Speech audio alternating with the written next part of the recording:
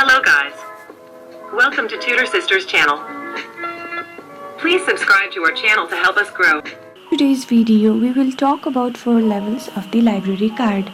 Now, without any delay, let's get right into it, starting with literal comprehension. One morning, when Richard arrives early to work, he begins free reading of the Memphis Commercial Appeal. He finds that a white writer Mencken is disgraced by his own people. This arouses the sense of inquisition in him to uncover the reason behind such denunciation of a white person by other whites. Further, it creates the need of library card, and he thinks of various people to ask for help.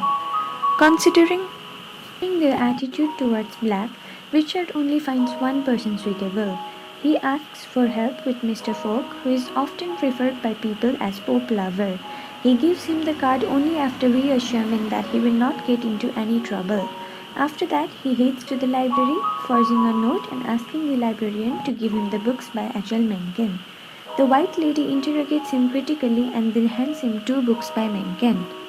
Being successful in his attempt, Richard goes home to read the books but finds complexity to even read the title. He reads the book and admires the skills and dexterity that Mencken has. He realizes the power of words and how they can substitute weapon, in fact, in a better way.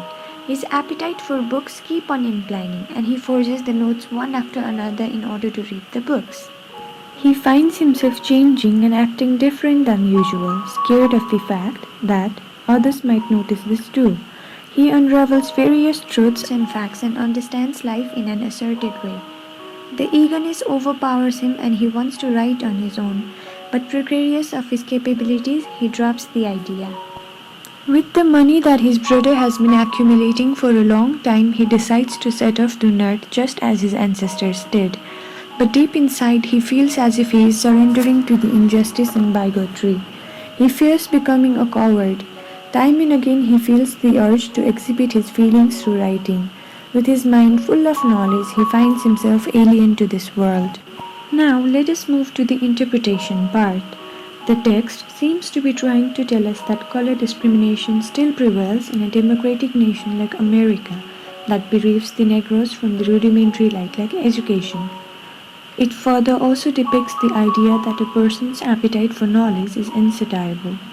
The text also hints at the information that the point of view is always paramount to the plot and stories in the books. Furthermore, steady reading can improve your knowledge and can innovate new ideas in the minds of the reader. It also depicts that advantage of reading in bettering the writing and language. Also, a person's inquisitiveness can learn better things at life.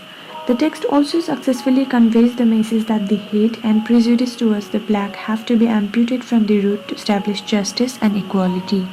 Third part, that is critical thinking. The text enlightens the readers about the imponderable knowledge and insight one can withdraw from books. The keynote of the text that education is potent of changing a person's perspective regarding life and that everyone should have access to it is unarguable. I am completely convinced with the idea that any sort of discrimination causing even the slightest bit of inconvenience should be deleted.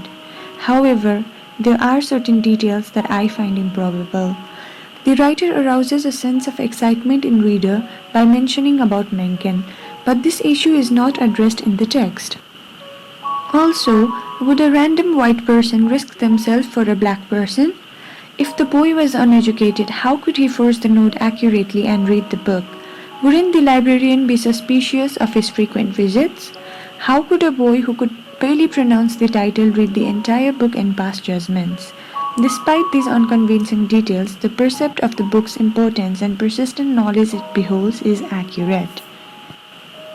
Now, stepping into the final part, that is the assimilation. After reading this text, I realized that reading is not only an interesting leisure activity, it can enhance the knowledge and create never-ending possibilities for development. Furthermore, it also brought me face to face with the reality that discrimination still prevails in a country like America, let alone the third world countries. And it also reminded me of a similar incident. A woman in my neighborhood was prohibited from entering the temple because she was from lower caste. The text made me aware and face to face with the reality of a discriminative society. If you liked this video, please share it with your friends. Make sure you hit the like button and subscribe to this channel for more videos like this.